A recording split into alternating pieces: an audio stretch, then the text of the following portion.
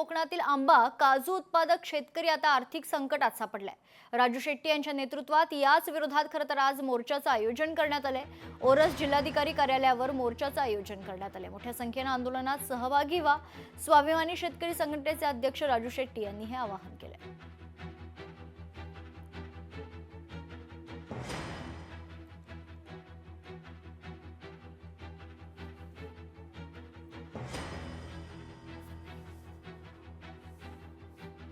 या संदर्भात सविस्तर माहिती जाणून घेऊयात। आपले प्रतिनिधी रोहन नाईक आपल्या सोबत जोडले जात आहेत। रोहन, काय सविस्तर अपडेट?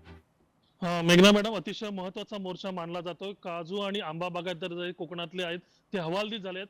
पाहिलं असेल तर मोठ्या प्रमाणात नुकसान झालेलं आहे आणि या संदर्भात स्वाभिमानी शेतकरी संघटनेचे जे नेते आहेत राजू शेट्टी साहेब आहेत ते आज ओरोसमध्ये येत आहेत आणि ओरोसमध्ये छत्रपती शिवाजी महाराजांच्या पुतळ्याला ते अभिवादन करतील। त्यानंतर जिल्हाधिकाऱ्यावर प्रचंड असा मोर्चा निघणार आहे। जवळपास 10चा वेळ दिलेला आहे, परंतु 11 वाजता हा मोर्चा सुरुवात होणार आहे। अतिशय महत्त्वाचा हा मोर्चा आहे। 6 तारीखपर्यंतचा या शेतकरी संघटनेने राज्य सरकारला अल्टिमेटम दिला होता की आम्हाला कर्जमाफी द्यावी किंवा आम्हाला नुकसान भरपाई द्यावी इथल्या आंबा आणि काजू बागायतदारांना, परंतु या संदर्भात तसा कुठलाही मोठा निर्णय झाला नाही। त्यामुळे आज 12 तारीखला हा मोर्चा होतो आणि यानंतर पुढचं त्यांचं पाऊल असं त्यांनी स्पष्ट केलेलं आहे राजू शेट्टी साहेबांनी की एकंदरीत जर हा सुद्धा निर्णय झाला नाही तर मुंबई गोवा जो आहे महामार्ग आहे तो बंद पाडण्याचा त्यांचा निर्धार असणार आहे। या संदर्भात आता 11 वाजल्यानंतर या संदर्भात निर्णय होतील। 11 वाजेपर्यंत सिंधुदुर्ग किंवा कोकणातील रत्नागिरीत सुद्धा आंबा बागायतदार आणि काजू बागायतदार ओरोसमध्ये दाखल होणार आहेत। मेघना मॅडम, निश्चित धन्यवाद रोहन, आपण दिलेल्या सविस्तर माहितीसाठी।